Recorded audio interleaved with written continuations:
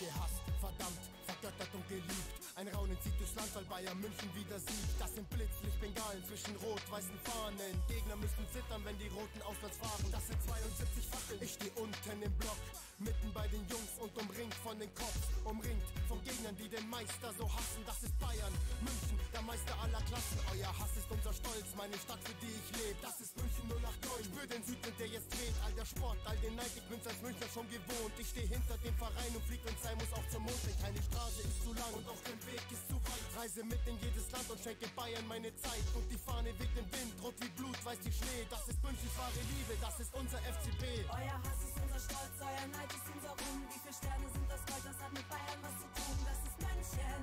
Das ist bayerische Erde, der Tag, an dem ich wecke, ist der Tag, an dem ich sterbe. Euer Hass ist unser Stolz, euer Neid ist unser Ruhm. Wie viele Sterne sind das Gold, das hat mit Bayern was zu tun. Das ist München.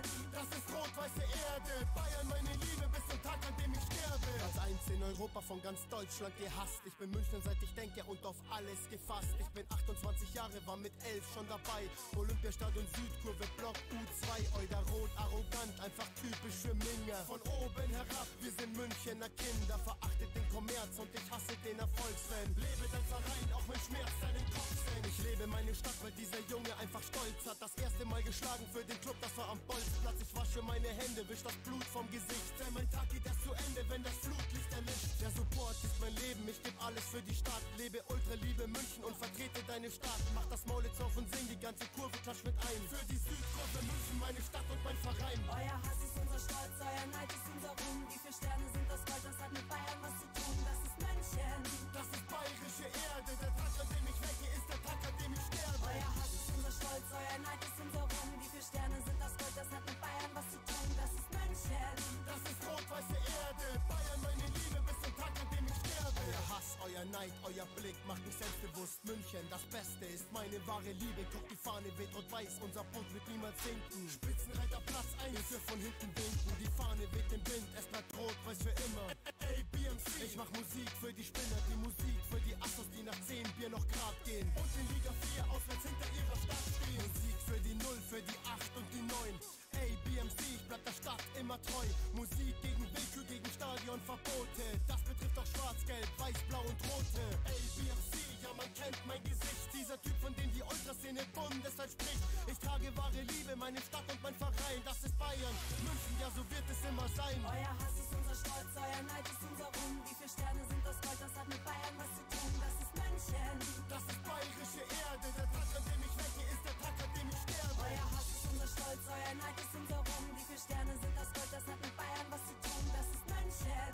Das ist rot-weiße Erde, Bayern meine Liebe, bis zum Tag, an dem ich sterbe. Euer Hass ist unser Stolz, euer Neid ist unser Ruhm. Wie viele Sterne sind das Gold, das hat mit Bayern was zu tun. Euer Hass ist unser Stolz, euer Neid ist unser Ruhm. Wie viele Sterne sind das Gold, das hat mit Bayern was zu tun. Das ist München.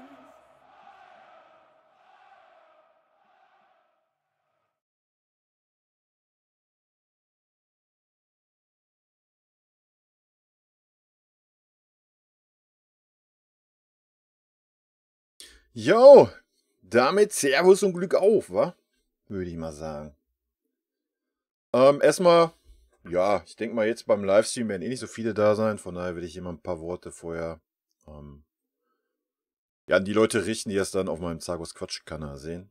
Ja, es ist ja so, dass ich immer am Wochenende oder ja, meistens auch unter der Woche vielleicht mal nach dem Bayern-Spiel immer so einen kleinen Talk mache, wo ich so ein bisschen meine Meinung sage. Und das Ganze werde ich jetzt einmal die Woche, immer sonntags. Wahrscheinlich ein bisschen früher wie jetzt. War gestern mal der Stream ein bisschen länger. Aber dann sonntags werde ich das im Livestream machen auf dem Zagos Quatsch-Kanal auf YouTube. Bei Twitch muss ich mal gucken, ob ich es auf meinen Hauptkanal mache oder ob ich da später nochmal einen Zagos Quatsch-Kanal erstelle auf Twitch. Aber einmal sonntags, ich denke mal so grob zwischen 10 und 12, werde ich dann so einen kleinen Talk starten, so eine Stunde, 1,5 oder 2, je nachdem, was es so für Themen gibt. Natürlich erstmal rund um FCB, wa?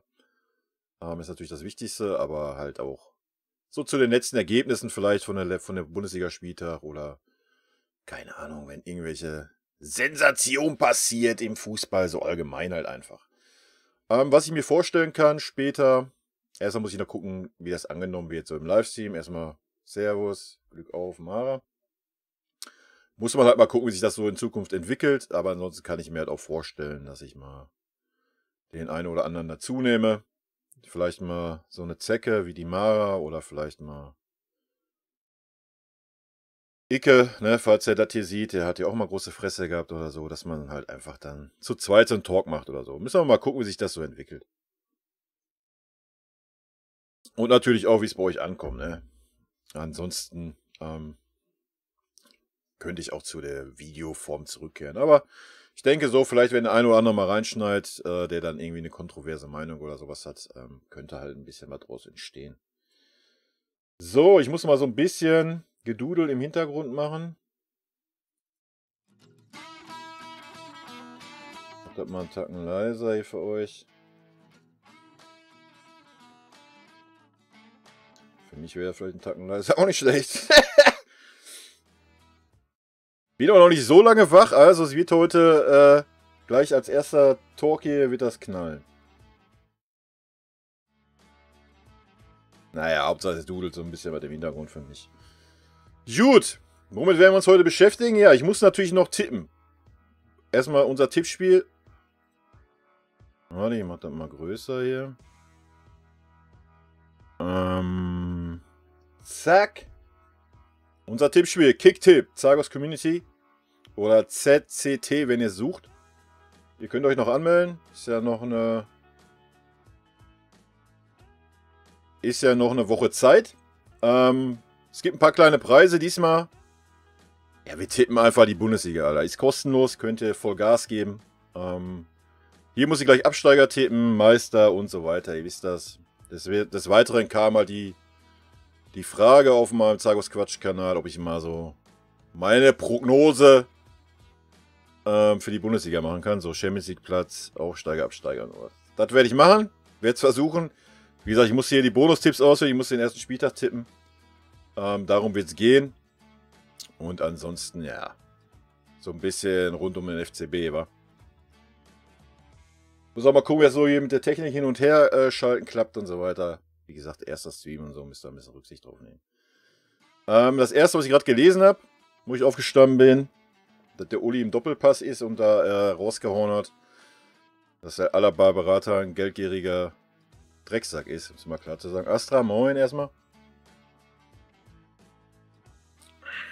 Ja, ich habe eigentlich auch damit gerechnet, dass irgendwie schon Entscheidungen gefallen wären bei Alaba und Thiago. Wenn man mal so auf unseren Kader guckt, haben wir natürlich jetzt viele Abgänge, kaum Zugänge. Das in der kommenden Saison, wo alle 3 Tage ein Spiel ist, ei. Wenn ich dazu sehe, dass wir unsere ganzen Talente verliehen haben, stellt sich da für mich so ein bisschen die Frage, ja, da muss auf jeden Fall noch was passieren, wa? Aber nächste Woche geht es halt auch schon los und schwierig. Also beim Alaba, ganz ehrlich, habe ich ja schon, ich glaube im vorletzten Talk oder so gesagt gehabt. Alter, ehrlich, ne, wenn es da echt irgendwie da um 1-2 Millionen im Jahr geht, Alter, dann soll er sich verpissen. Ganz ehrlich. Ich meine, er hat eine gute Saison gespielt, keine Frage. Ist auch ein guter Spieler, logisch. Aber jetzt mal ernsthaft, Alter. Er ist so lange bei unserem Club und keine Ahnung, wenn es dann da irgendwie darum geht, ja, nee, 12 Millionen sind zu wenig, hätte gerne 13 oder 14 im Jahr. Alter, schwierig, ne? Weiß ich nicht, also. Ich meine, der ist seit, keine Ahnung, 8 Jahren bei uns. Wenn er mit Vertrag unterschreibt, nochmal für 4 oder 5 Jahre. Ja, ob er dann 50 Millionen, 80 Millionen kriegt, Alter. Was ist los mit den Leuten? Hat man so als Normalsterblicher, der irgendwie seine 2 netto nach Hause trägt, echt wenig Verständnis für sowas, ne? Finde ich ein bisschen schade, wenn ich ehrlich bin. Ich finde es aber gut, dass der FC Bayern da so ein bisschen hart bleibt. So wie es auch beim Neuer war. Ich denke, der Neuer wird auch nicht genau das gekriegt haben, was er wollte. Ja, und wenn er geht, dann geht er, Alter. Da muss der Hernandez halt endlich mal Leistung zeigen. Muss er mal in die Bresche springen, Alter. Ist ein Linksfuß. Dann kann er auf dem Alaba-Position spielen. Rechts haben wir einen Süle. Alles tutti, Alter. Ganz ehrlich. Macht mich auch ein bisschen traurig da mit dem Alaba. Bin ich auch ganz ehrlich. Weiß ich auch nicht, was das so... Klar, dass man irgendwo sagt, ja, ich möchte so die Anerkennung haben.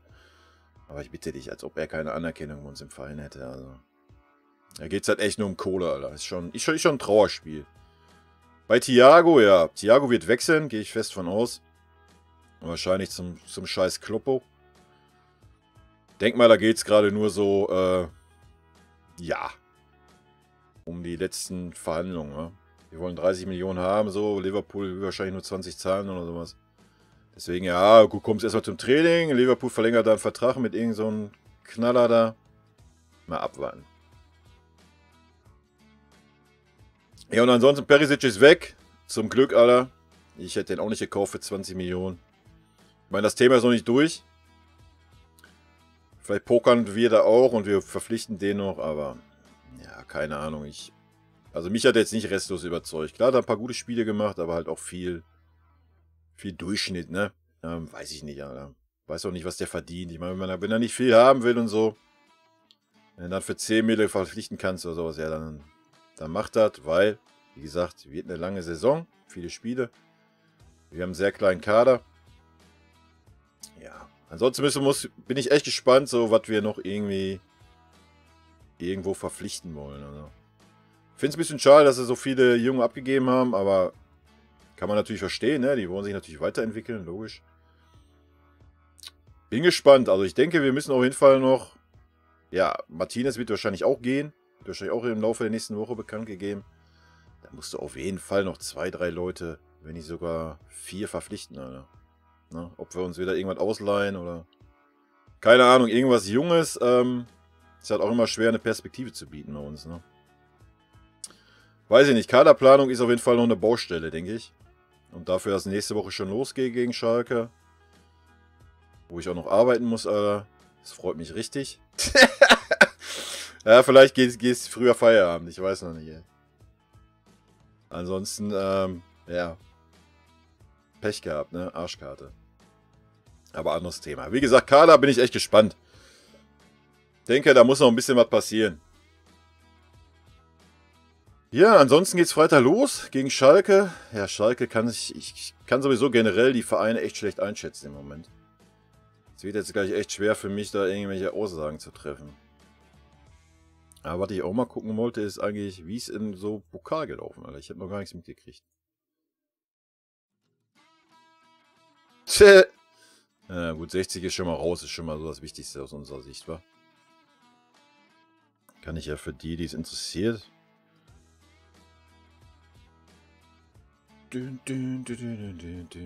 Braunschweig Hertha 5-4 war natürlich schon krass, habe ich natürlich mitgekriegt. Ja, war jetzt nicht unerwartet, wenn man ehrlich ist, ne? Hertha und Pokal, da geht ja nicht wirklich was. Ein bisschen klein, ne? Mainz ist weiter, Frankfurt, wie gesagt, 60 rausgehauen. Wolfsburg, Bochum ist wichtig, wo? Augsburg, Leipzig souverän weiter. Na gut, Gladbach, Oberneuland, Alter, bitte euch. Reuter Fürth, Osnabrück, Köln, Düsseldorf Union. Also nicht wirklich Überraschung. Mal vielleicht noch Ulm Aue. Aue war jetzt auch gar nicht so schlecht. Letzte Saison.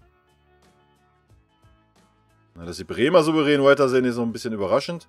Das war's schon, Alter. Da ist ja noch gar nichts passiert, ey. Also Überraschung nicht wirklich, oder? Außer Hertha halt. Aber damit hättest du rechnen können, ey. Müssen wir uns ja nichts vormachen, ey. Gut. Ja, so werde ich es halt handhaben, ne? Wenn dann Bundesliga startet, werden wir so ein bisschen auf die Spiele eingehen. Auch wenn ich es nicht sehe, aber so auf die Ergebnisse halt einfach. Wir können ja auch mal einen kleinen Blick eben auf unsere kommenden Spiele schmeißen. Womit wir anfangen, ist Schalke natürlich. Dann haben wir das super Hightech UEFA Supercup Finale gegen Sevilla. Dann in Hoffenheim, Alter. Ist ja schon ein knackiger Start, Schalke Hoffenheim. Ja, hier gegen den komischen Club aus dem Ruhrpott, Alter. Wie jedes Jahr Supercup-Finale. Eigentlich kannst du das... Weiß ich auch nicht. Wäre schön, wenn da mal irgendein anderer Gegner stehen würde.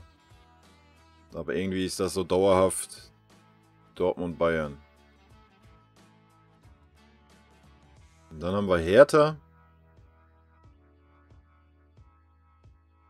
Ja, Bielefeld, ja gut. Weil die ersten 3 Spiele sind schon nicht so Fallobst, ne? Am 7.11. dann in Dortmund. Ja, ja, ja. Leipzig ist 4.12. Ja, läuft, würde ich sagen, oder? Gegen Schalke erwarte ich gleich ein Feuerwerk. Bei Hertha brennt... Ach, glaube ich nicht. Glaube ich nicht, dass da der Baum brennt. Herr Bruno, der moderiert das schon weg. Vor allem der Labbadia hat das ja schon vor dem Spiel gesagt. Leute, wir brauchen Geduld. Er wusste wahrscheinlich schon, dass er rausfliegt. So ist er. Bei Hertha brennt immer der Baum. Die kommen halt mit Druck nicht klar. Die denken sich halt jedes Jahr, ja, wir müssen endlich mal ins Finale kommen. Ja. That's the problem, ne? Juli, ich habe auch keine Ahnung, was die Clubs so verpflichtet haben. Also ich bin da echt nicht so auf dem Laufenden. Ich würde sagen, das werde ich mir jetzt erstmal angucken. Da müssen wir gleich mal hier auf Absteiger und sowas. Mal festlegen, Alter. Ich meine, was wir verpflichtet haben, weiß ich noch. Ich gucke mal eben, ob ich das hier... Ach, hier sehen wir das. Guck mal. Nice.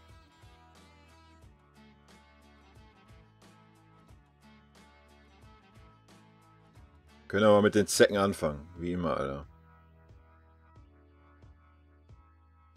Ja, der Emmer habt ihr schon letztes Jahr geholt, Alter.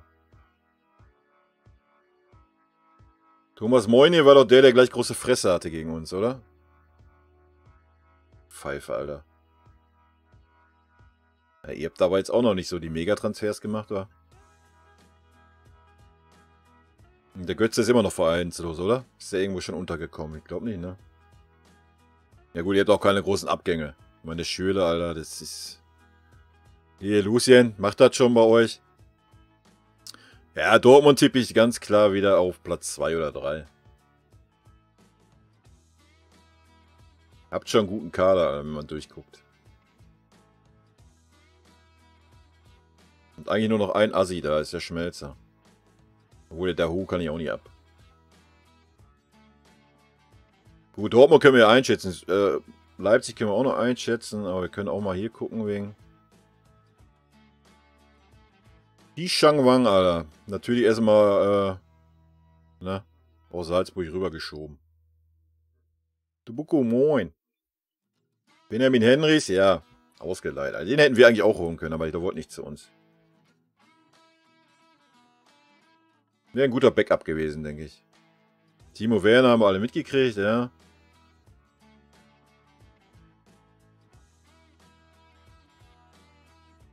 Abgänge haben die auch nicht wirklich, ne? Upamecano ist noch da. Aber wahrscheinlich auch nicht mehr lange.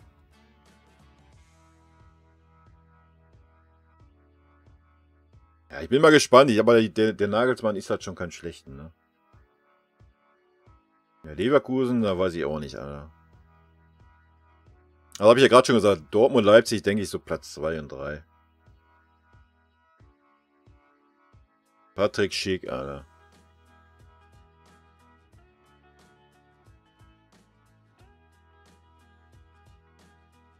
Der Chelsea hat richtig reingeknallt, ne? Ja, ich bin gespannt. Der Volland ist auch noch weg, ne?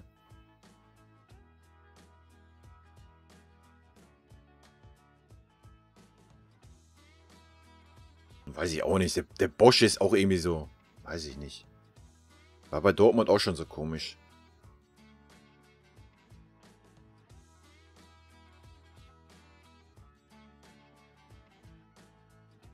Ja, weiß ich nicht. Ganz schwer einzuschätzen, Leverkusen dieses Jahr. Es kann so eine Überraschung werden, so Richtung Platz 2. Es kann aber auch einfach so Platz 8, 9 werden, irgendwie. Ah, hier. Ich hasse diesen Club, Alter. Ja, die haben aber auch richtig rausgehauen, oder? Alter Belly, ey. Da ist Corona aber eingeschlagen, würde ich sagen. Respekt, Alter. 4,5 Mille haben die bisher ausgegeben. Na, gönnt euch. Gut, haben auch nichts abgegeben, also von daher ein eingespielter Kader sollte man nicht unterschätzen, die Gladbacher. Aber sie werden nie vor Dortmund stehen, weil sie immer den Dortmundern die Punkte zuschustern, Alter. Was haben wir denn da überhaupt? Ja, wir haben ja auch noch nichts gerissen, Alter. Sané natürlich, ja. Ich denke, er wird einschlagen bei uns. Ihn weiß ich nicht, muss man mal abwarten. Ist er verletzt jetzt erstmal. Nübel, ja. Also er hat sich definitiv in den Fuß geschossen, Alter. Aber da können wir gleich nochmal drauf eingehen. Hertha. Hertha hat ein bisschen rausgehauen, wa? 12 Mille. Wow. Alter. Normal müssten wir da gleich mal bei England durchgucken. Bei Chelsea. Ich glaube, Chelsea hat jetzt schon 200 Mille rausgeballert, Alter. So viel wie die ganze Bundesliga. Aber wenigstens haben sie mal einen vernünftigen Torwart gekauft. Aber ansonsten hat sich hier auch nicht viel getan, ne? Obwohl der Ibisevic, ja, der wird natürlich Schalke rocken jetzt, ne? Also was haben die alle Stürmer abgegeben, Alter, was? Kalu, S-Wein auch noch weg? Ja, da kenne ich nicht einen von, Alter. Marktwert von 20 Mille, hab ich noch nie gehört. Matheus Cunha. Wie haben die denn 4 Tore geschossen gestern, Alter? Hertha weiß ich auch nicht. Kannst du auch so schlecht einschätzen. Ich meine, ich mag einen Bruno, aber der Bruno war jetzt auch noch nicht irgendwie so, dass er mal irgendwo durchgestartet ist als Trainer, ne? Ich würde sagen, Platz 5 bis 10 irgendwo laufen die ein. Hoffenheim, der nächste Wurstclub, Alter.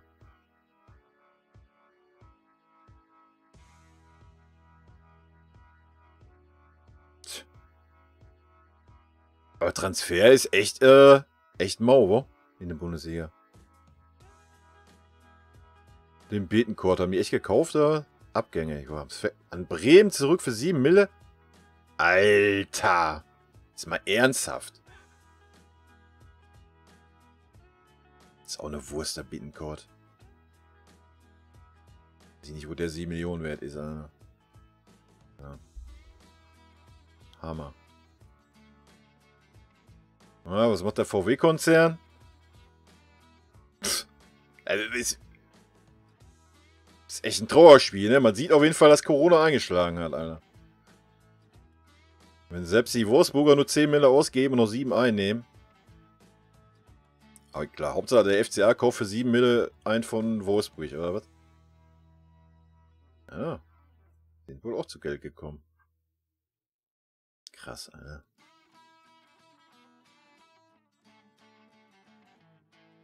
Aber der Frankfurter ist wenigstens mal ein bisschen Action. Aber der Rebic war doch schon letzte Saison weg, oder nicht? Winterpause. Und der Silber war doch schon zur Winterpause da, oder nicht? Ich glaube, der Zu war auch schon.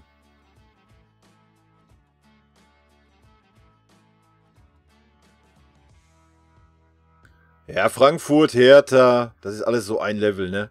Kannst vielleicht noch die Hoffenheimer beinehmen. Wie gesagt, Leverkusen will ich wahrscheinlich auch auf die Schiene stellen nächstes Jahr. Jetzt kommen wir zum Katastrophenclub, Alter.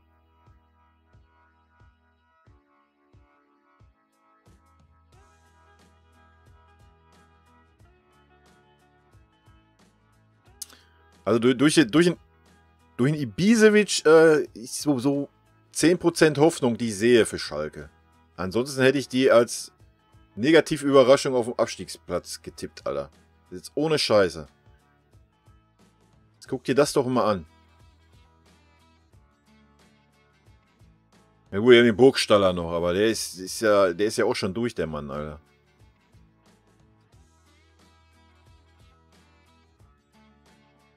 Gut, der Ut möchte gerne zurück nach Köln, darf er nicht. Da muss man mal abwarten. Und ansonsten, Alter, jetzt mal ernsthaft, guck dir das durch hier.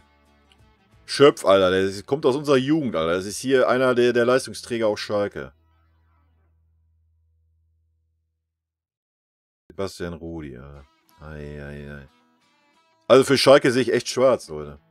Es tut mir leid, das sagen zu müssen. Aber ich glaube, das wird so die Negativüberraschung. Ob es dann noch eine Überraschung ist, ist eine andere Sache. Also wenn die irgendwie oben mitspielen, so um Europapokalplatz, ja, dann ist das eine Überraschung dann. Bremer, ja. Aber das ist ja so vom Kader her, ist ja so Bremen ist schon auf einer Stufe mit Schalke, Alter. Das ist doch schon ein Trauerspiel. Top-Zugänge. Haben die echt den Toprak gekauft von euch, oder was? Aber wenn wir jetzt mal so gucken, so geldtechnisch, wenn die Bremer schon am meisten rausballern, die kein Geld haben, Alter. Das sagt schon viel aus, oder? Ja, der Schein ist ja auch eine Kanone. Bin so froh sein, dass er weg ist, Alter. Finn Bartels haben sie auch abgegeben, okay.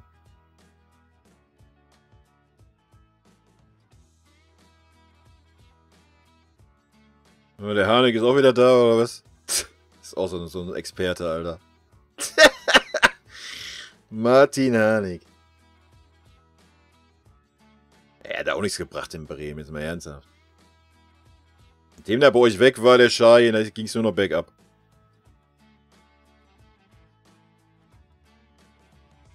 Die Mainzer kann ich irgendwie nie einschätzen.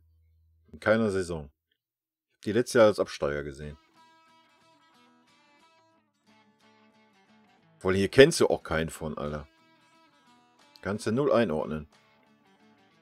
Dong Won-ji, ja, den kenne ich noch. Der war in Augsburg ganz stark eigentlich. Die Saison. Ja, da sind wir schon mal beim FCA, Alter. Die haben ja richtig rausgehauen hier. 9 Mille, Alter. Okay, der Max ist weg nach PSW.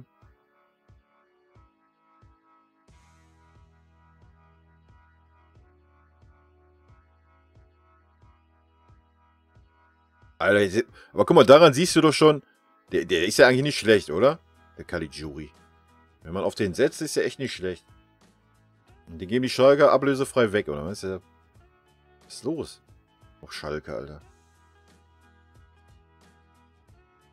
Wie, kennst du den Caligiuri, kennst du ja wohl auch. Strobel auch. Ich denke nicht, dass die mit dem Abstieg was zu tun haben, die Augsburger. Freiburger eh nicht, aber es ist Christian Streich, Alter. Ernsthaft. Der macht das schon. Der macht aus... Hier. Der macht aus Scheiße Gold, Alter. Guck mal, selbst in so ein Jahr. 20, 28, 36, nehmen die fast 40 Mille ein. Und geben 4 aus. Ha? Krass. Waldschmidt. Benfica, Alter. Weiß ich auch nicht, wie man nach Portugal wechseln kann. Kölle. Ei. Ja,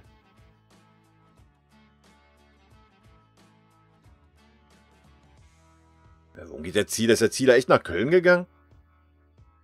Ich meine, bei den Hofer haben sie ihn weggejagt, aber was will er denn in Köln, Alter? Spielt er doch auch nicht. Wäre doch irgendwo hingegangen, wo er spielt, Alter. Was eine Birne. Dann nur ausgeliehen. Ei. Terodde ist auch wieder weg, Alter. Terodde ist ein Phänomen, Alter. Ohne Scheiß. Steckt den in die zweite Liga, schießt er 30 Buden, Alter. Steckt den in die erste Liga, schießt er 2 Tore. Phänomen, der Typ. Weiß ich auch nicht. Der ist einfach nicht geboren für die erste Liga.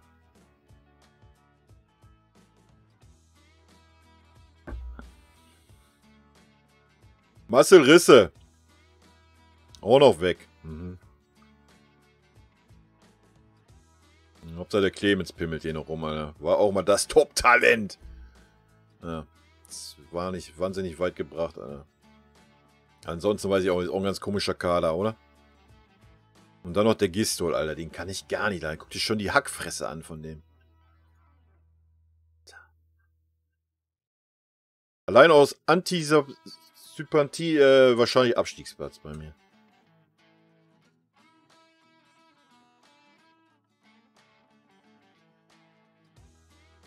Alter, was ist denn hier los? Ich muss erstmal 3 Seiten runterscrollen, Alter. Die sind aber vorbereitet von Kadergröße.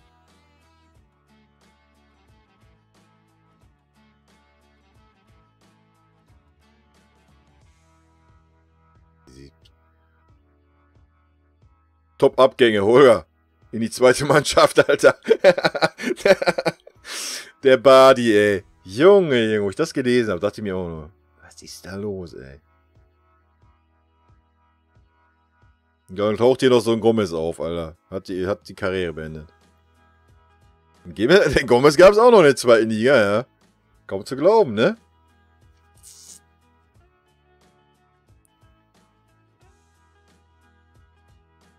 Krass, ey.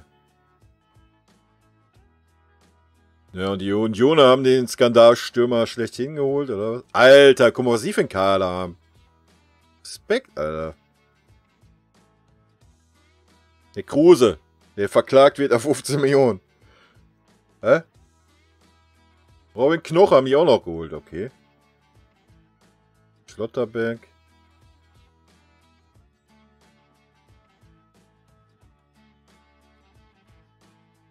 Tja. Die Frage wird halt, aber die dürfen ja schon Zuschauer beim ersten Spiel haben, ne? Das war nur 6.500 oder sowas. Also mit Zuschauer könnten die es echt packen dieses Jahr nochmal. Aber die Frage ist, wen nehmen wir dann gleich als Absteiger, Alter? Es ist schon relativ wenig da, ne? Felix ist der Bruder, ja, ist auch eine Wurst, Alter.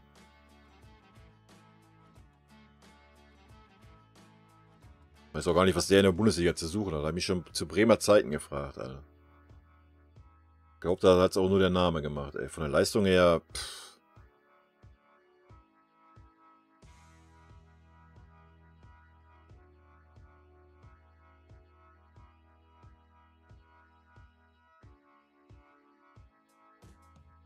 Der Klos, Alter. Der Klos ist ein Guten. Der hätte schon so oft wechseln können von Arminia, ist immer da geblieben. Ja, keine Ahnung, ich würde denen das schon gönnen, dass sie drin bleiben, aber ich weiß nicht. Dann noch der Neuhaus da, Alter, weiß ich auch nicht. Ja, die haben natürlich auch die Kohle in die Hand genommen, wie man sieht. Aber wo kein Geld ist, was willst du machen, ne? Ja, krass. Wir können ja einfach nach Marktwert tippen, dann haben wir hier. Krass, oder? Guck mal, 34 Millionen. Alter, es steht halt in kein Verhältnis mehr. Oder? Dir das echt mal anguckst. Das ist schon krank. Also wenn du hier einen Cut machst, die ersten 5 vom Marktwert her, ja. Ich mag den nicht, den Neuhaus. Können wir jetzt nochmal gucken, was Tipico so sagt. Von wegen, wer absteigt. Wir wären natürlich klar Meister vor Dortmund und Leipzig. Also klar sehe ich die Dortmunder da nicht mehr im Favre, Alter. Und die Gladbacher sehen die so schlecht. Auf einer Stufe mit Leverkusen, okay. Und dann schon Wolfsburg. Habe ich irgendwas verpasst oder was? Schalke 500er Quote, Alter. Schalke. Selbst die Frankfurter und Hertha haben eine bessere Quote wie Schalke, Alter. Was ist denn los, ey? Ein Jahr. Schalke ist down, Alter. Das ist ein Trauerspiel. Absteiger. Bielefeld, Union, Mainz, Augsburg, Freiburg. Stuttgart so weit weg. Bremen auch so weit weg. Eieiei. Köln. Naja. Ich glaube nicht, Alter. Aber. Muss ich mal eben einloggen hier.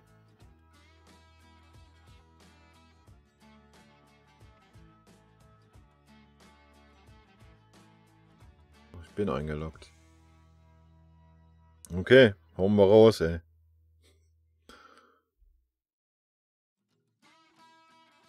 Ah, es gibt immer eine Überraschung die Saison. Ich weiß noch nicht, wer es wird, aber irgendeinen gibt es immer. Ja, wir gegen Schalke, Alter. Jetzt mal ernsthaft. Der Wagner ist auch so ein Typ, der keine Eier in der Hose hat. Die werden sich wahrscheinlich so einmauern. Frage ist so, bei uns ist sich so ein bisschen das Problem. Wie motiviert sind wir noch? Klar, so die Jungen so. Kimmich, Goretzka und sowas. Coman, natürlich der Sané und so. Die sind natürlich alle motiviert. Aber wenn ich dann jetzt so ein Boa Der so jetzt, oder Levi war immer sein Traum, so Champions League, so, der wird wahrscheinlich jetzt auch immer so, wir fahren jetzt erstmal 30% runter. Bin gespannt. Kann man schwer einschätzen, aber ich denke mal, erstmal so am Anfang werden wir noch so auf so einer Welle schwingen. Von daher würde ich sagen, Frage ist, wie haben wir den Urlaub verkraftet und so. Aber die Schalke jetzt immer ernsthaft, ey. Ich würde eigentlich zum 5-0 tendieren, naja, aber ich bleib mal smoothie und mach mal ein 3-0. Bremen-Hertha, da geht schon los, Alter. Not gegen Elend. Die Frage ist ja auch, wo dürfen Zuschauer rein, wo nicht, ey. Ich glaube, Bremen ist so das Letzte, wo irgendwo Zuschauer rein dürfen, ne?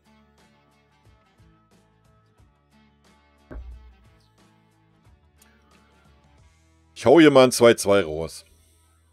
Köln-Hoffenheim. Ja, da machen wir einfach Standardergebnis 1-2. Frankfurt-Bielefeld.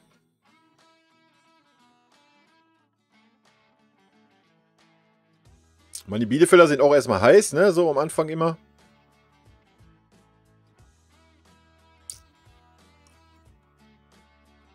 Ike, Servus. Oder Max wahrscheinlich. Servus. Morgen. Nee, ist ja schon Mittag. Frankfurt-Bielefeld. Ich würde den Bielefeldern da schon eine kleine Überraschung zutrauen, eigentlich im ersten Spieltag.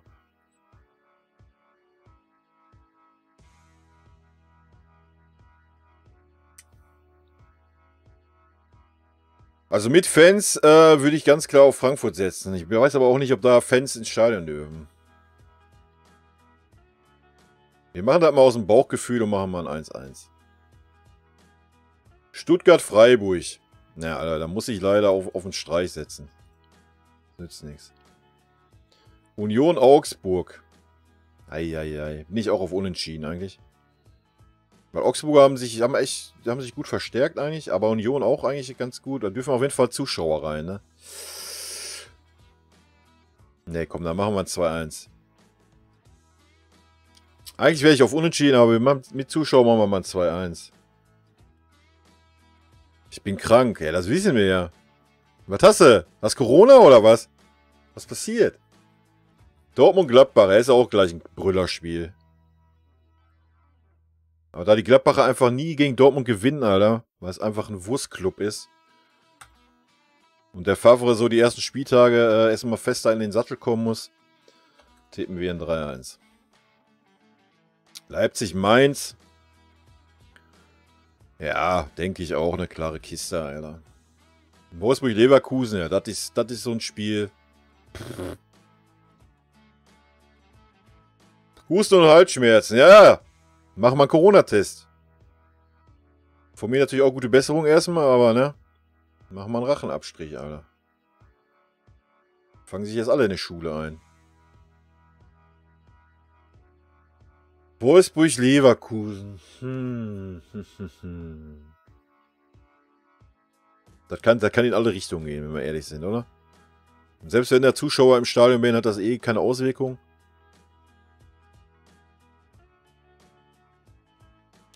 Man darf die Wolfsburger nicht immer so unterschätzen. Ich mache da auch mal ein 1-1 rein. So, jetzt kommen wir zu den interessanten Sachen. Erstmal können wir natürlich hier Standard-Aus-Dinger machen. Denk mal, der Levi, wenn er Bock hat. Aber man könnte auch Dortmund nehmen, halt so in den meisten Toren. Der Haaland, Alter, ist schon eine Kanone eigentlich. Deutscher Meister, ja, kann ich ja persönlich jetzt nichts anderes tippen. Herbstmeister kann ich auch nichts anderes tippen. Erste Trainerwechsel, da geht's doch los, Alter.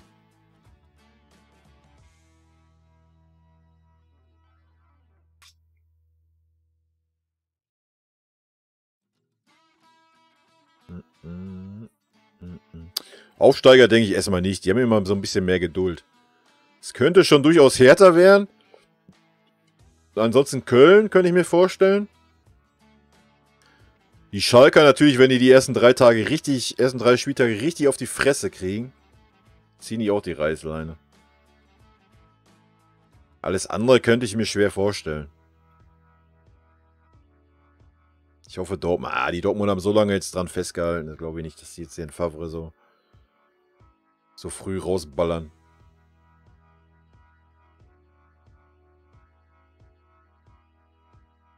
Ich hoffe Union, aber das wird nicht passieren. Wie, du hoffst Union? Bei was? Bist beim Meister oder was? Was ist mit dir los, Alter? Weißt du was, ich nehme echt die Schalker. Eigentlich will ich so die Kölner tendieren, aber... Ich nehme mal die Schalker, so einfach aus dem Bauchgefühl raus. So, jetzt brauchen wir 3 Absteiger. Oder die letzten 3 Plätze halt.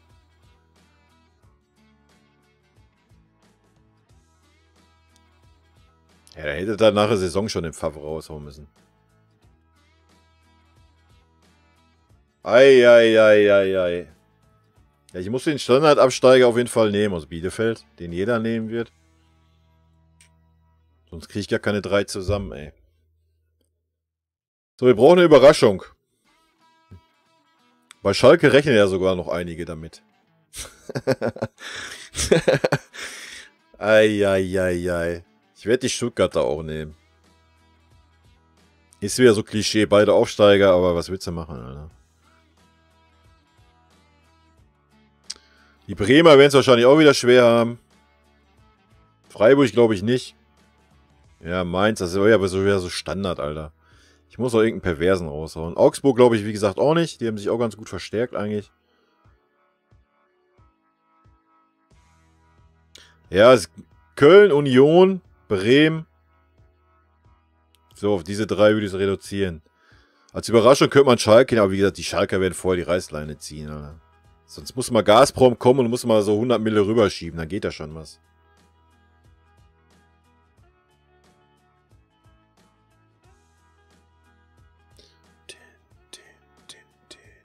Wahrscheinlich wird es sowieso einer werden, den wir gar nicht auf dem Schirm haben. Wer könnte der dann sein? Hertha? Hertha kann das immer sein. Die sind immer mal gut für einen Absturz. Frankfurt ist eigentlich auch immer mal gut. Aber die sind ja letztes Jahr schon so komisch rumgekraupelt.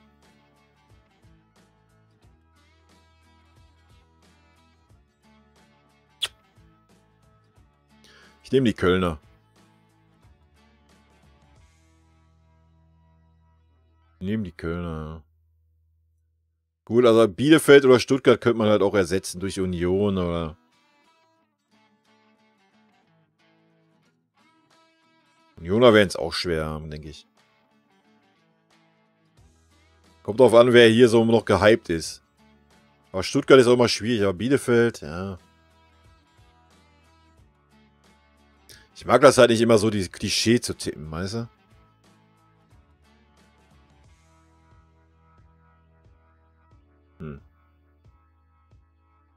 Hoffenheim wäre halt auch noch so eine Nummer, die man ein schlechtes Jahr haben könnte. Aber wir lassen das mal so. Ist jetzt nichts Überraschendes, denke ich, ja. Ich meine, wir könnten die Schalker mit reinnehmen eigentlich. Das wäre eine Überraschung, oder?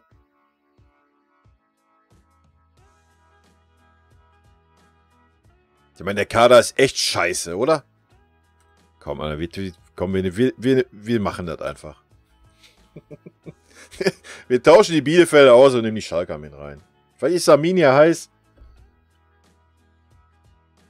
Zack. Fertig. Die müssen ja nicht absteigen. Vielleicht werden sie 16. spielen Relegation.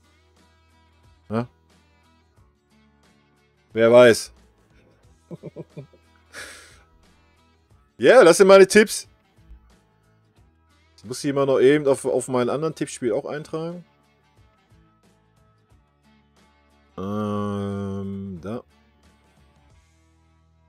Ja, Maxi, kannst dich mal anmelden hier beim Tippspiel, ne? Gibt Steam oder einen Amazon-Gutschein. Kannst du dir ein VfB verliert, was? Kannst du dir ein Fortnite-Pack kaufen, Alter. VfB verliert. Ja, habe ich doch getippt. 1:2 gegen Freiburg, siehst du? So, jetzt tragen wir die mal eben rüber hier.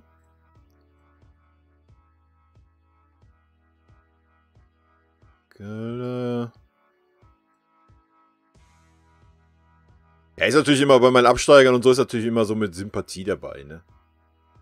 Wie man jetzt gerade gemerkt hat. Aber hey. Ich habe letztes Jahr gewonnen bei der Tipprunde, können wir auch dieses Jahr mal ein bisschen schwächeln.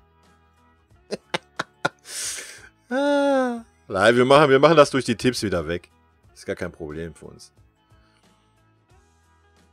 So, Wolfsburg-Leverkusen 1-1. So, was hatte ich jetzt? Schalke, Stuttgart, Köln. Schalke. Köln mag ich auch nicht. Seitdem der Daumen da war, weiß ich nicht. Werde ich nicht warm mit. Genauso wie Gladbach. Gladbach ist so ein richtiger Wichsclub, Alter. So richtig, aber. Ich da schon erlebt habe, auswärts. Keine Kuhhaut, ey.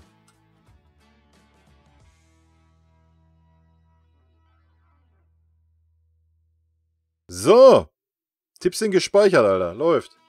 Auch nicht so auf die Kacke. Ja, kannst du mir doch erlauben.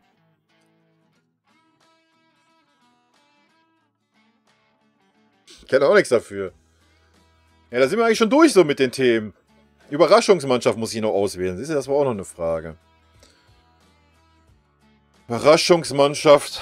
Wie gesagt, nach unten hin würde ich Schalke tendieren. Aber ob das unbedingt eine Überraschung wäre, weiß ich nicht. Zweite Überraschung nach unten hin. Könnte man die Hertha nehmen. Könnte passieren, muss natürlich nicht. Nach oben hin. Definitiv Freiburg. Einfach, was ja Streich ist. Ich weiß nicht, der zaubert da jedes Jahr irgendwas raus. Sonst eine Überraschung nach oben hin.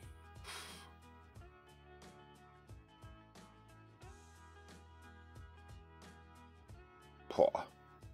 Ich sehe keine, ey. Wenn ich ehrlich bin. Also Wolfsburg ist so Durchschnitt. Leverkusen wäre keine Überraschung. Leipzig, ja, Mainz. Ja, Mainz traue ich das eigentlich auch nicht zu. Dortmund und Gladbach ist keine Überraschung.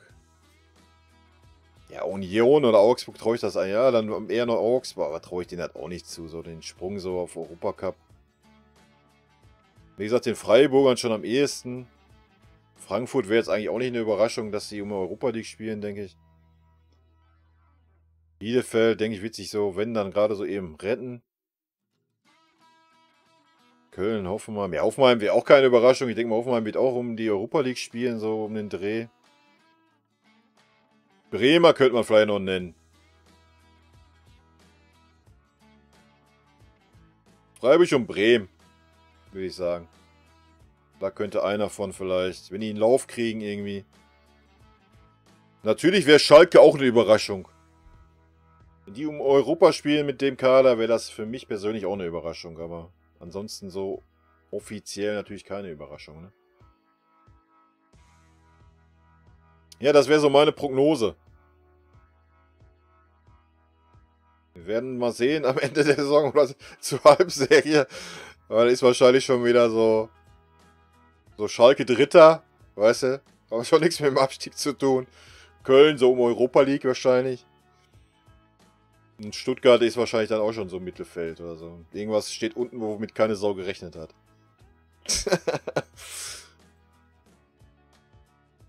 Ja, ansonsten. Fußballthema war noch Messi, Alter. Da bin ich auch gespannt, wie es im Barca weitergeht. Finde ich auch schon krass. Ich meine, er hat ja versucht, sich wegzustreiken. Ja, wahrscheinlich hat ihn dann irgendein Rechtsanwalt gesagt, so die Aussichtschancen sind eher meh.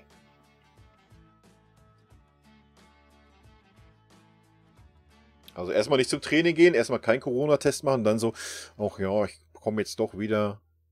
Und das Krasseste finde ich eigentlich, dass er Kapitän geblieben ist, Alter. Wie willst du das denn jetzt mal ernsthaft? Wie willst du das da noch irgendwie der Mannschaft irgendwie souverän verkaufen? Die werden wahrscheinlich alle die Fresse halten, weil er einfach der beste Fußballer auf diesem Planeten ist. Aber fand ich schon krass. Fand ich echt schon krass.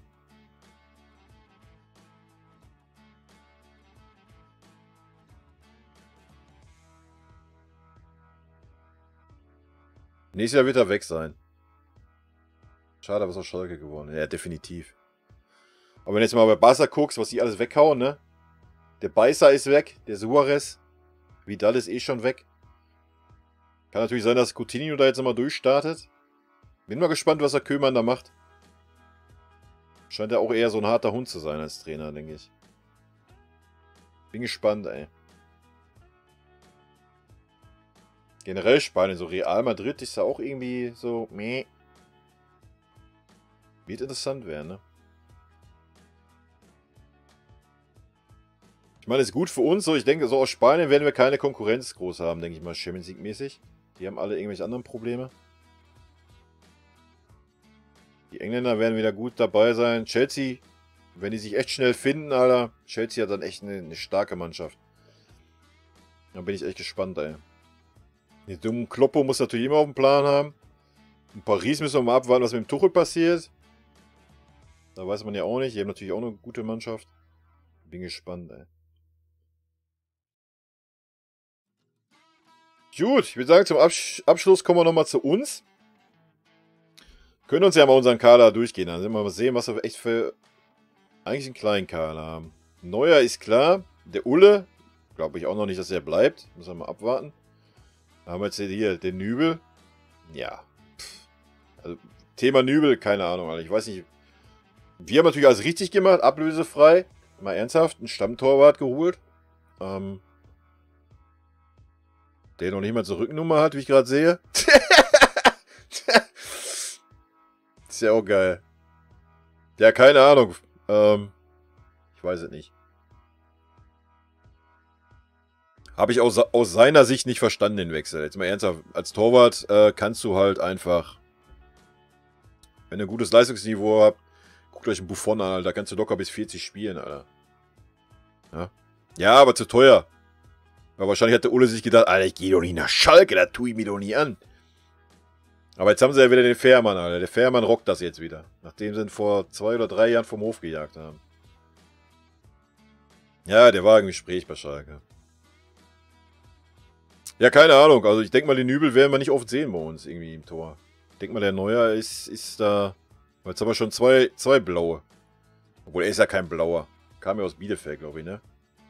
Oder aus Paderborn? Bielefeld, glaube ich, war es. Verteidigung, ja.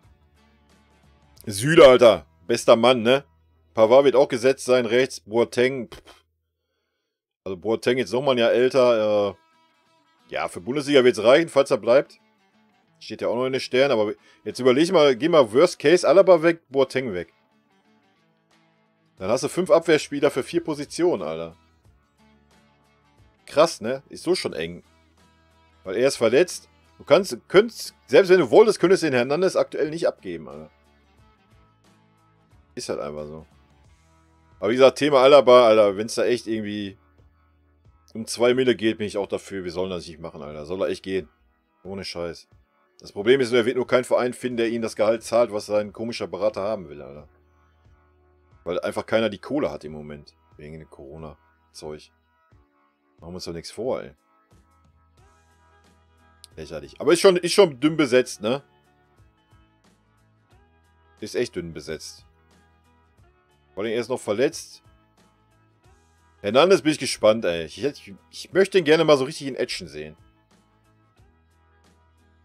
Aber ich denke, er könnte den Alaba dann schon ersetzen. Ja, Mittelfeld, Alter. Hier, weg.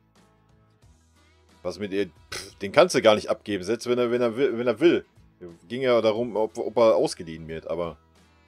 auch hier, guck mal. Da haben wir 4 Mittelfeldspieler, Alter.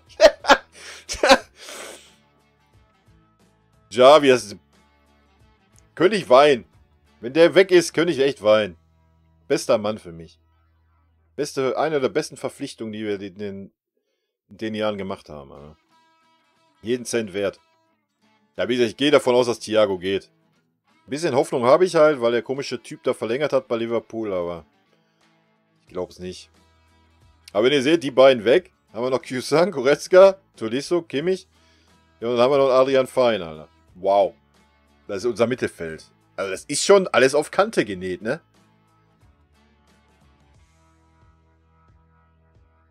Ich meine, klar, geht um 2 Positionen, aber trotzdem. Oder um 3, aber der Müller zählt ja unter Stürmer hier. Gnabry, mein Mann, Alter. Ich bin gespannt, wie er die Saison so nach hinten arbeiten wird. Ansonsten Levi, klar. Ja, also auf dem Flügel sehe ich eigentlich gar nicht so das Problem. Haben wir 3 Jungs, selbst gut, die sind natürlich ein bisschen verletzungsanfällig. Gerade der Koman. Aber im Notfall kannst du den Müller halt auch mal nach außen ziehen, auch wenn er da nicht so effektiv ist. Und dann könntest du den Zirkzee auch hinterm Levi stellen. Ansonsten könntest du auch einen Gnabry dahinter stellen, kannst einen Sané dahinter stellen. Und so, ganz zur Not kannst du einen Tolisso auch nach vorne ziehen. Der macht das auch gut vorne. Also, Goretzka könntest du auch nach vorne ziehen. Der Vorteil ist halt bei unserem Kader, du hast halt viele Spieler, die ja verschieden spielen können, ne? So, der Kimmich kann 6, 8, kann rechten Verteidiger spielen, das ist schon okay. Und Tolisso kann von 6 bis 10 auch alles spielen, genauso wie Goretzka. Der Müller kann eh irgendwo vorne rum eiern, wo er will. Aber auch hier, du könntest zur Not einen Gnabry da ganz vorne stellen oder auch einen Sané mal. Aber ihr seht schon, wir haben einen kleinen Kader, Alter. Ne? Das ist schon echt krass. Ja, komm, das war auch das, was den Kovac das Genick gebrochen hat. Mit dem Müller. Da müssen wir uns ja nichts vormachen, oder? Ich meine, dass er nicht auf ihn gesetzt hat, ist okay. Das kann man natürlich machen. Aber sich dann hinzustellen und da so einen Spruch rauszuhauen, Alter, das war das Dümmste, was er machen konnte. Ich wette mit dir, deswegen ist er weg. Da werden die alle rebelliert haben, angeführt von Müller und Neuer. Ich glaube, der Neuer ist auch so ein richtiger kleiner Wichser, was das angeht. Ja, wenn die rebelliert haben, Alter, und ja. Wenn die Mannschaft, es ist ja nun mal im Fußball so, wenn eine Mannschaft sagt, Alter, wir spielen nicht mehr unter diesem Trainer, was willst du dann als Verein machen? Na? Machen wir uns nichts vor. Du musst das ja noch niemals sagen. Das reicht ja, wenn du das durch so eine Leistung wie in Frankfurt zeigst. Dass du 5-1 verlierst. Also von daher. Aber ihr seht, wir haben echt einen sehr, sehr kleinen Kader.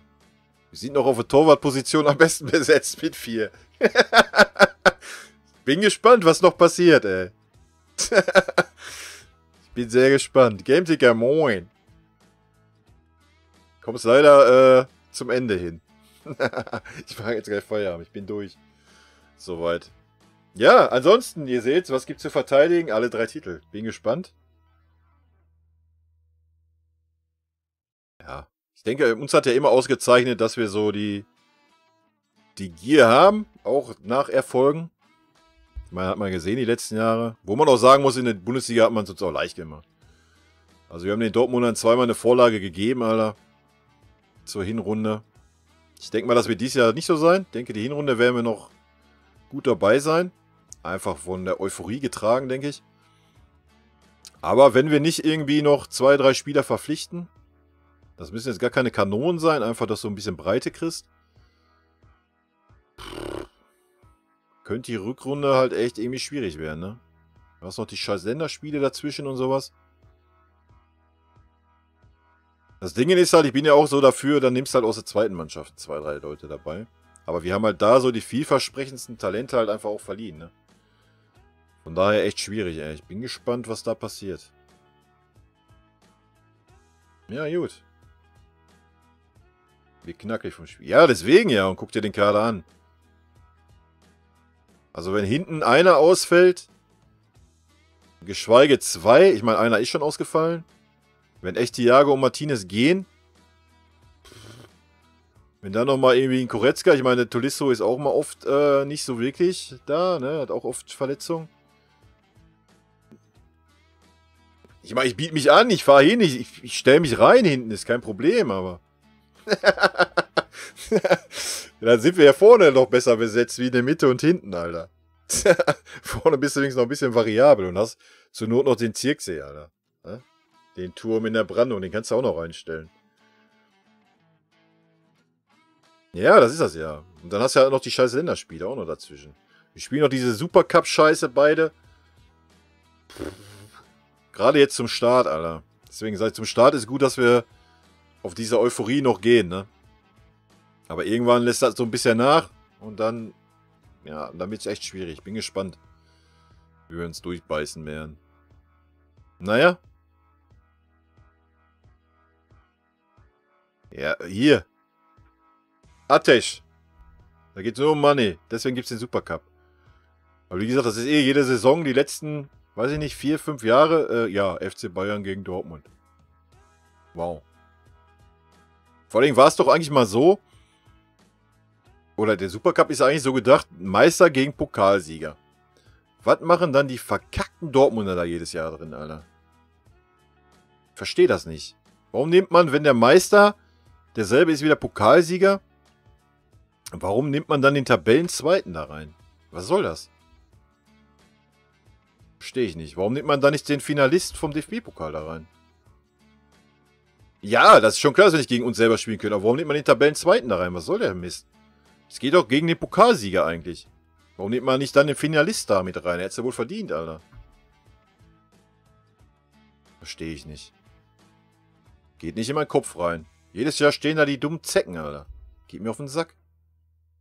Ich meine, gut, dann können sie sich wieder ein bisschen hochziehen. Wieder kriegen sie gleich einen Dämpfer. Dann ist gleich wieder Land unter in Dortmund, Alter, wenn wir die 3-0 nach Hause schicken oder sowas. Oder sie drucksen uns wieder irgendwie einen Unentschieden ab oder gewinnen 2-1, Alter, dann fühlen sie sich gleich wieder als Meister. Und dann sind sie wieder auf so einer Welle und das ist dann wieder nach 10 Spieltagen, sind sie dann schon wieder abgeschlagen. Das ist das Geheule wieder groß, Alter. Ja, ist Schwachsinn mit den Tabellenzweiten, mal ganz ehrlich. Absoluter Schwachsinn. Wenn dann, ich meine, das ist ja schon eine Leistung, ins Finale zu kommen im DFB-Pokal, oder nicht? Und deswegen verstehe ich den Sinn nicht. Ey, ihr habt die Chance letztes Jahr gehabt, Alter. Das. Keine Ahnung, ich weiß nicht, was da. Aber für mich persönlich ist das gut. Ich freue mich. Weil ich denke schon, dass Dortmund einen sehr, sehr starken Kader hat. Wenn da der richtige Trainer wäre, so ein Nagelsmann oder sowas, denke ich schon, dass der da was prägen könnte. Und es ist ja auch nicht so, dass die Dortmunder irgendwie sagen müssen, ja, wir müssen jetzt wegen Geld irgendeinen Spieler verkaufen. Klar, die Spieler wollen da irgendwann weg, weil, wenn du keine Titel gewinnst, so ein Sancho oder was weiß ich was, auch so ein Haaland, die spielen halt 2, 3 Jahre in Dortmund, ja, damit sie sich entwickeln, aber die wollen natürlich Titel gewinnen, Alter. So, das klappt ja in Dortmund nicht so wirklich, die letzten Jahre. Und die meisten wollen ja auch irgendwann nochmal Champions League gewinnen, nicht nur irgendeine Meisterschaft, das ja, was noch niemals klappt. Und dann hauen die nach 2, 3 Jahren wieder ab, ne?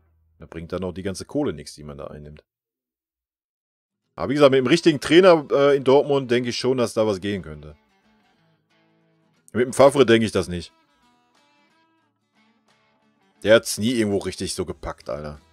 Er hat mal immer mal so eine gute Hinrunde gehabt, so bei Hertha auch mal, bei Gladbach auch mal, aber irgendwann hat er immer so...